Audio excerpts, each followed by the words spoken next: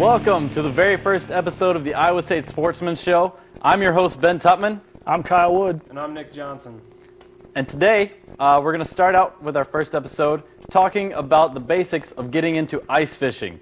Kyle here and Nick are huge ice fishers, and they brought along some of their equipment to kind of demonstrate how it works and really what you need to be a successful ice fisherman.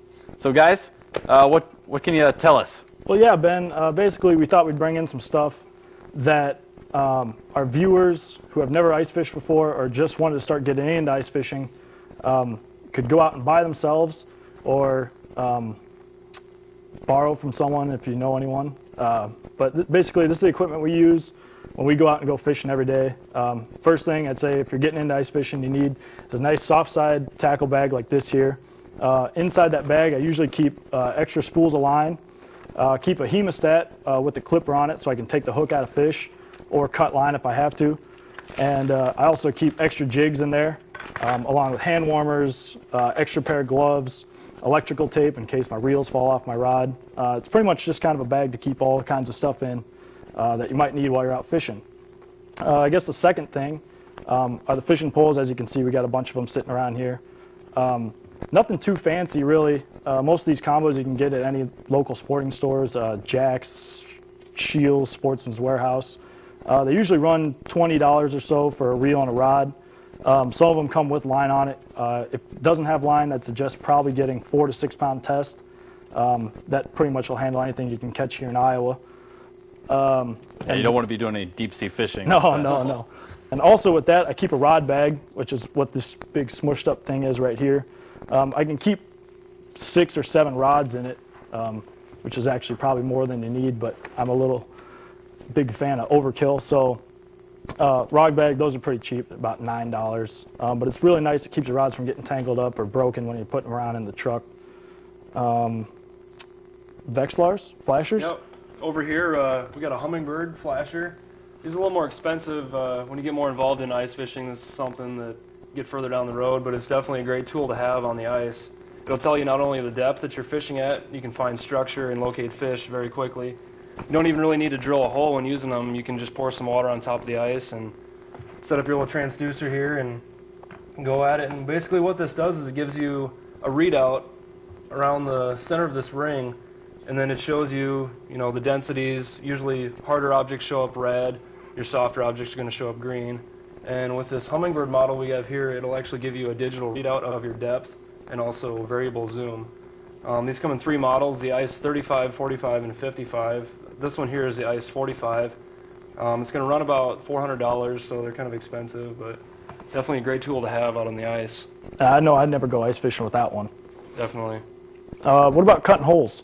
Cutting holes over here, with thin ice, and especially if you're ice fishing on a budget, a hand auger is a great tool to have. This one here is a StrikeMaster Laser 8-inch. They make them in 6-inch and also 4-inch, but I recommend typically an 8 because... Yeah, we all like more inches. That's right. Typically you're not going to run into a fish that you can't pull through an 8-inch hole. Especially here in Iowa, sometimes you catch catfish and they can be a little girthy. And sometimes you go with a bigger auger too. It's harder to cut through the ice, That's right. Especially late in the year like we are now.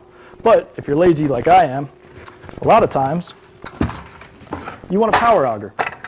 This bad boy right here is a StrikeMaster gas-operated auger. A little more expensive than the hand auger, but definitely worth it. You can cut a lot more holes faster, and you really don't ever get tired except for hauling it around. It's got a thick shaft. Yes, it does. And the nice thing, though, is you can get them in 6, 8, and 10-inch holes. So if people that like fishing for bigger fish, walleyes, catfish, you can get the 10-inch hole. And it cuts, I can cut 15 holes by the time Nick can drill one with that hand auger. Take that, Nick. And I guess the last thing that's probably important for ice fishing, behind us here, we have a portable ice house. This one I think retails for $170. Yep, roughly. But the nice thing about it is that it keeps the wind out when you're fishing and it keeps the heat in. So I'd say 80% of the time you go ice fishing, it's usually windy. So having a house there to keep the wind off you really can make fishing a lot more fun. Cool. So let's talk about like when you're fishing, you're actually fishing. and setting up your rods and everything like that. Let's just show viewers like how to do it basically, like what you're looking for when you set it up, like how far down you want the jig or whatever you use, the wax worm. Basic setup. One thing I like to do, especially when you're first starting out, if you have a flasher, is to drill a series of holes and go around each hole and check with your flasher to see if you have structure available or fish in the area. If you're just freelance fishing and going around and you don't have a flasher, I suggest starting at the bottom, maybe 6 inches to a foot. Work there for 3, 4, or 5 minutes. If you don't catch anything, move up a couple feet and just fish the whole water column and give you a good estimate of where the fish are stationed at. Yeah, and I think another thing too that helps is starting with a larger bait than you normally would. Most of the time, what that'll do is it'll attract fish into the area that you happen to be fishing, and then you can switch and go to something small, like an 1/8 ounce, 1/16 ounce jig, something like that, and then that's usually what you'll end up catching your fish on. But having that bigger lure helps attract the fish and bring them in from a long ways away. Okay, great stuff, guys. Well, we're going to take a quick break. When we come back, we're going to go ice fishing with kids. You're watching the Iowa State Sportsman Show. Nice. Hey guys. Ooh, I've been looking for that. Has Legal seen this? Yeah. Sure, what happened to your, Oh, yeah, I know. If it gets any worse, I'll have it checked out. worse? How could it get worse? Yeah, maybe we should call somebody? I'm fine. You wouldn't ignore this, so why ignore the signs of a stroke? At the first warning signs, call 911 immediately, because time lost is brain lost.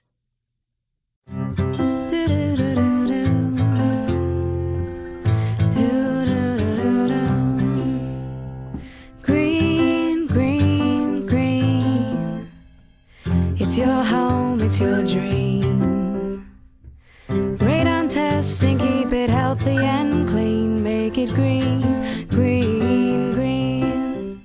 Making it green is making sure the air in your home is healthy for your family to breathe. Make sure you test your home for the presence of radon. It's easy. To learn more, call 866-730-GREEN. Preserve your family's health and well-being. Get your home tested. Now that's living healthy and green. Green, green, green. It's your home, it's your dream. Radon testing, keep it healthy and clean. Make it green, green, green. To learn more, call 866-730-GREEN. Kara Cranchis always wanted to change the world. She just didn't know how, until one of Kara's professors got her into astrodynamics and sparked a passion for engineering that not only improved her paper airplanes, it led her to aerospace competitions, from Kansas to Japan, which helped Kara Cranchis land her dream job at Mission Control. Houston, we have absolutely no problems. Enjoy your adventure at Iowa State. Visit chooseyouradventure.net. All right, welcome back to the Iowa State Sportsman Show.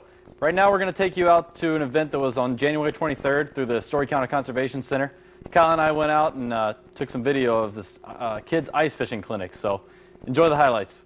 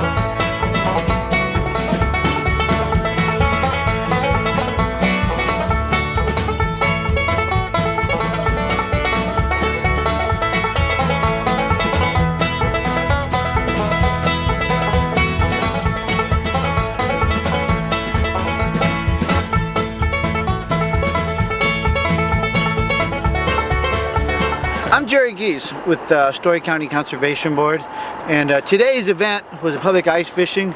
I'm trying to get people excited about coming out and catching fish through the ice. Today would not have been possible without the assistance of people like this with the ISU Fishing Club, who came out and helped drill the holes and helped these people figure out how to use all the equipment that we do. We caught one fish, one bass, but we had lots of fun, and Strike Master donated a bunch of stuff that people were able to take home. So hopefully we got some new ice anglers out there after today's event.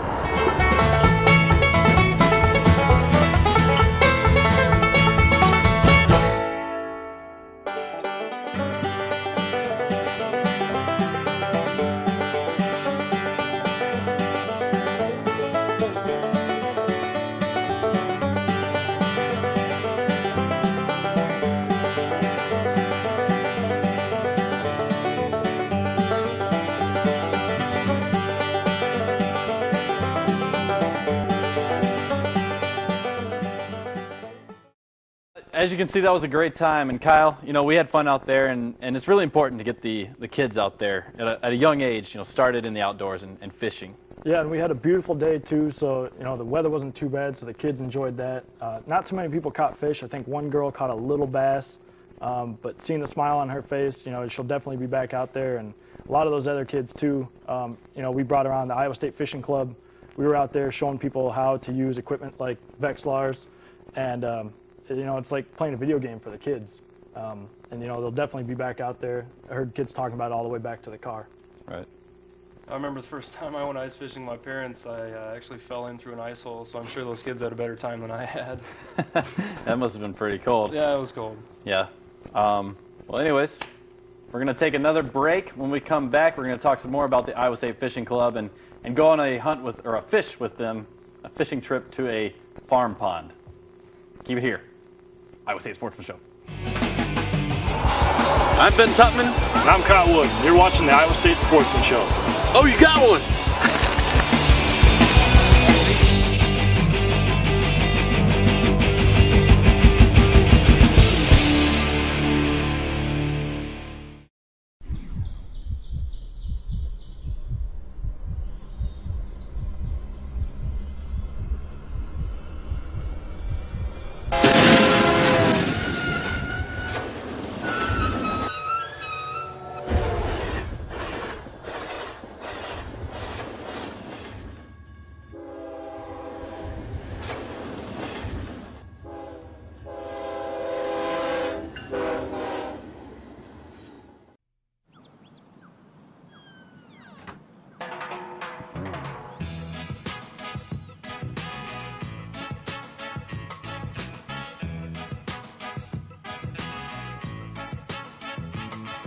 Hands can do incredible things.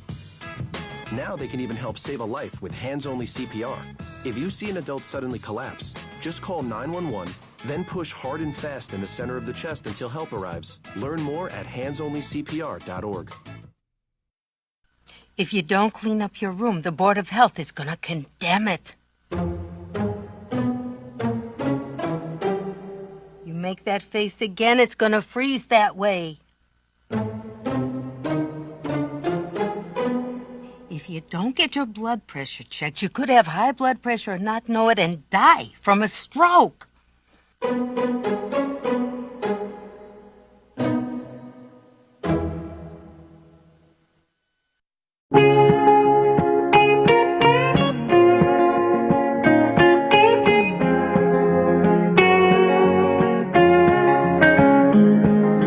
Pain throws your heart to the ground.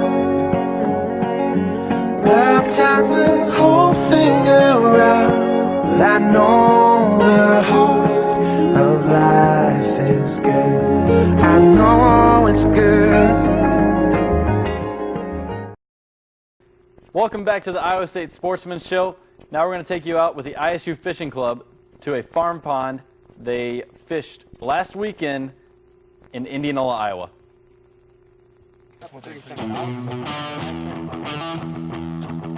It's not spinning, so it's not a catfish. What's that flicking?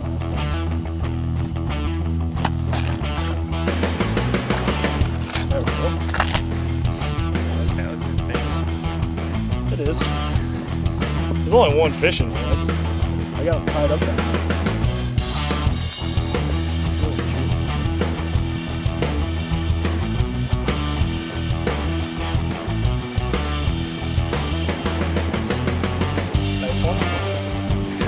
pond bass.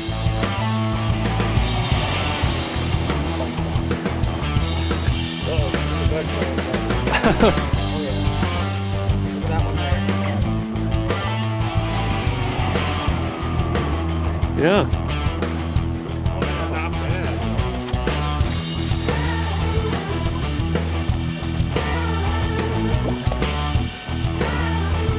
Hog.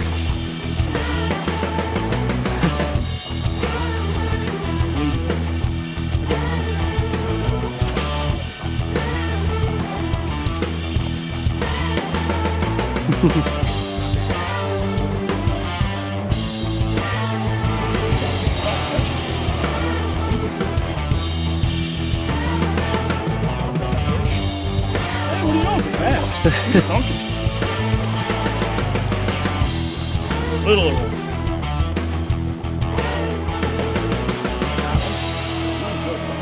Travis got one? I can't hook these fish. Lake or bass might be. That's a nice bluegill. You're not hog there. You got a dead pheasant. Come here, Drake. Come here. Come here. Come on. Fetch him up. Come here. Come here. Come here. Come here. No, I think someone probably kind of drop it.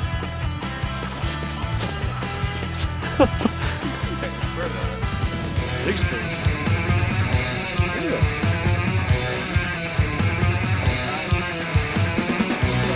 Ooh.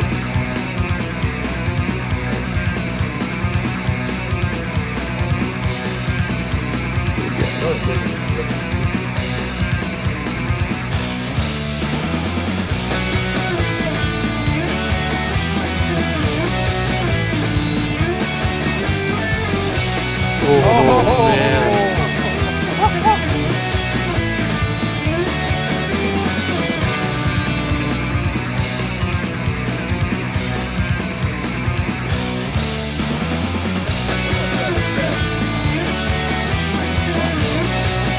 Another catfish.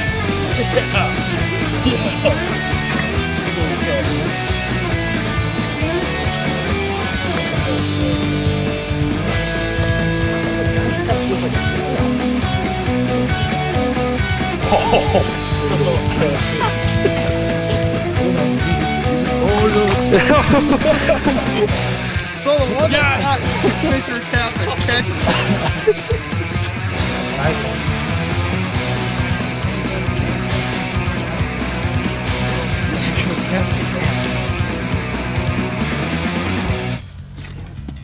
Three, 4 pounds? Yeah. Yeah, he's got a fat belly. Thank you, catfish. His pectorals will fit. Ow!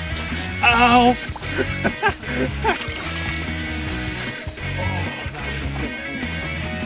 We're out here today at a farm pond in southern Iowa. A few of the guys from the Iowa State Fishing Club came out and we had some pretty good luck. Caught a few bluegills, a few bass, and one pretty nice catfish.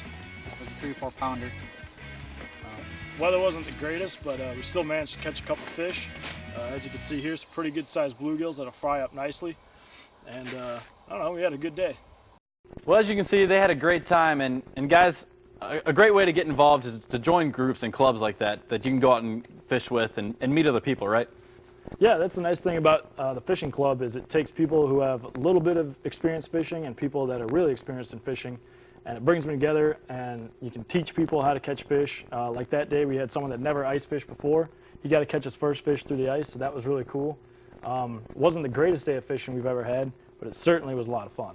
Yeah, it's a great day, kind of thing to get people out and fish and learn a little bit, especially if you're not that great at ice fishing or whatnot. But I didn't catch anything that day. I still had a good time running the camera. Got to see you catch a nice catfish, so it was definitely fun.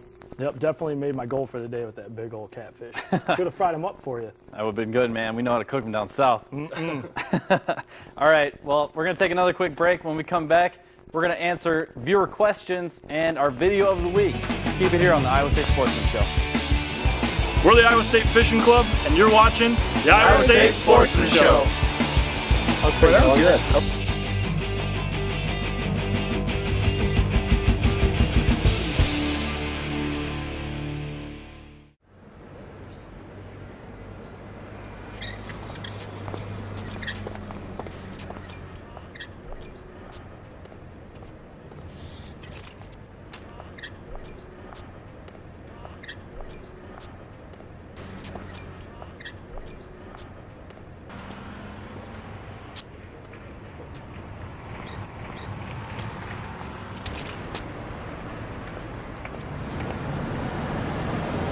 Could you help me across the...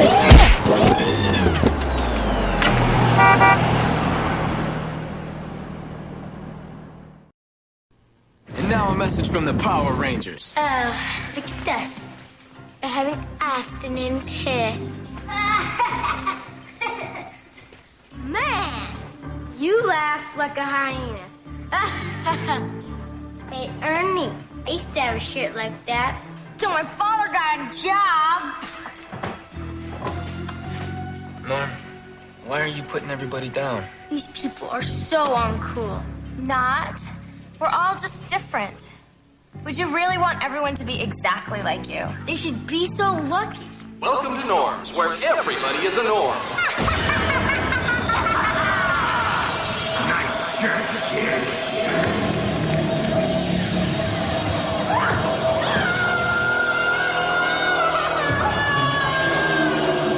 Still think everybody should be the same? I guess people kind of need to be different, huh? We need to respect those differences.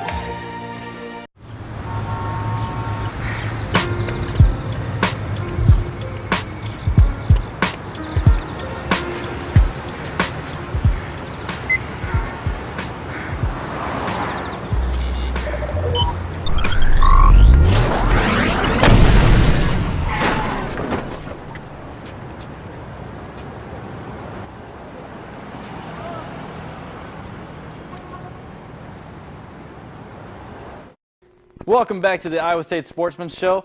Now we're going to answer some viewer questions. So, first two questions have to do with waterfowling. We've got our waterfowl expert, Nick Johnson, here. So, Nick, the first question comes from Andrew Reed. He asks, what's the best way to scout for waterfowl in an unfamiliar area you are hunting? One thing I like to do, especially scouting new area, is get a hold of some plot maps and DNR maps online. That'll show you the layout of the land, any public areas available, and then just get in your truck and put some miles on it, drive around, see where the birds are at. If you find private ground, that's where the plot maps come into play, and you can find out who owns the land and possibly get permission. That's a great way to get out, look for birds. Cool, great. Our next question comes from Anthony Smith. Anthony asks, what's the best spread design for ducks when hunting water? It's a great question. It's definitely one that's talked about a lot on forums online. A common misconception with waterfowl hunters, especially starting out with hunting, is they'll pick a spread that's worked for them maybe a few times in the past and stick with it all year long. That's not something you want to do. The best piece of advice I can give is to be versatile. Find out where the birds are, look at how they're sitting on the water. They're going to tell you what they want to see. Imitate how they're sitting with your spread and just kind of go with the flow. If I had to pick one spread that I use in an offhand situation where I don't know how the birds are sitting in a particular area, I like to use two groups, a cluster on one side and a cluster on the other side, random configuration, and then a nice open lane hole in the middle where they can land. That usually works pretty well. All right, so our next question comes from Josh Larson. Josh asks, what music do you listen to while fishing or hunting? I'd have to say probably the best thing, at least in my truck, rolling out to go hunting in the morning or get up early to go fishing is probably some rock music. I know Disturbed's probably on number one on my playlist, Linkin Park. Pretty much anything kind of heavy to kind of get you pumped up and ready Wake to rock. you up, too. Yeah. Yep. Absolutely, I'm a big fan of all that, too. Getting out there, it's hard sometimes getting up in the morning and grabbing the camera, you know, but it's fun. It is. Cup of coffee and some rock music to get you going. That's all you need, man. And some honey buns. And some honey buns. That's right. All right, our last question comes from Addison Speck. She asks, what are the qualifications for becoming a sportsman, and how long do you have to be a sportsman to have your own show? Kyle, take it away. I think anyone can be a sportsman. It's just about getting Or outside. sportswoman. Sportswoman, sure. We don't discriminate. No.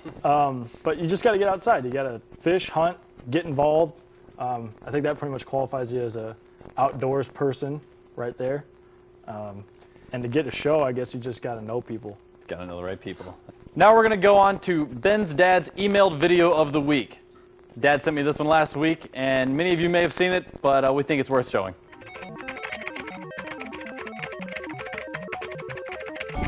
Another winter's day in northern Ontario in Canada. Couple ice fishermen fishing Looks like about 24 inches of ice. Any luck, ladies? Not a bite. Where's Mike? Mike's gone down to the point. See if there's any fish over there. Looks pretty cold. Very dark hole. Oh, there's Mike. He's back. Mike. Any fish down at the point? Nothing over there. How far did you go? Way down to the point. Did you see Neil? No, I think he went and checked out a spot at the other island. Oh, there's Neil. Oh, Neil. Oh, there you are. Anything out by the island? No fish by the islands. Well, actually, I saw one big one, but whereabouts? not very many. Just down there. Okay, well maybe we'll switch over there. See if we can catch some fish over there. I think so. Can't get nothing here. Well, guys, I think one word can sum up that video. Stupid is the one that comes to mind. Cold. Very cold. Cold is another great word. Shrinkage. Great way to find fish, though. Nick, you'll have to do that next time we go out. I don't know about that. We'll see if we can get that on film. But yeah, that first guy, when he came out of the hole, he could hardly talk. I mean, that's cold. I mean, have you guys ever done polar plunges or anything like that? Never. Stay away from that. That sounds awful. All right, well, we're coming to the end of our first show. Guys, let's talk a little bit about what viewers can expect in the future and what kind of hunting and fishing and stuff we'll be doing. Yeah, hopefully we'll get a couple more ice fishing shows in before the ice comes off. Range of anything from crappies, catfish, walleyes, hopefully get a couple of them. And then maybe some bass fishing in the spring. And I know, Nick, you got some cool stuff lined up. Yeah, definitely. We're traveling to Missouri throughout the month of March, and then also here in Iowa, we're going to be doing some snow goose hunting. So we should have some good footage from that. It'll be fun. And turkey time. Turkey coming around. We should have a lot of turkey footage. Lots of turkey hunts planned. Lots of bow hunts, some muzzle loading I think you're doing. Yep. So. Cool, guys. Well, obviously anyone can get involved since this is the Iowa State Sportsman Show and not the Ben, Kyle, and Nick show. So if you have any of your own hunts or fishes you'd like to see on air, you can contact us through the Facebook page we have set up. Just search the Iowa State Sportsman Show. Become a fan and post what you got. Let us know. Get in contact with us. We'll get you on the air. And also, if there's anything you want to see or if you have questions for us, our experts, go online. It's all right there. You can watch us every Thursday night at 8 on ISU TV, Channel 18 in Ames and on campus. And also find us online at the ISU TV Club's website. For Nick Johnson and Kyle Wood, I'm Ben Tupman. Happy hunting. I like it.